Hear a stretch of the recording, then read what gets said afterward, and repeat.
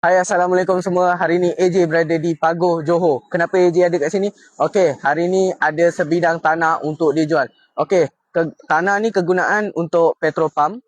Tanah ni bersaiz 26,672 kaki persegi dan hak milik Kekal Rizab Melayu. Okey, tanah ni yang saya suka sebab apa? Betul-betul tepi jalan. So, trafik memang sentiasa ada lah. Dan, ni dia punya signboard. Tanah ni bermula daripada situ.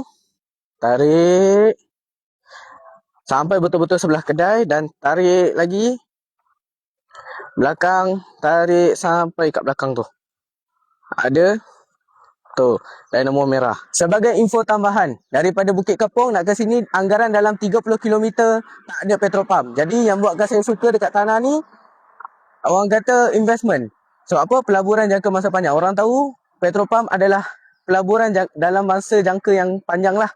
Okey, untuk harga bermula dari RM50 sekaki. Okey, sekiranya anda berminat boleh hubungi AJ di nombor ni.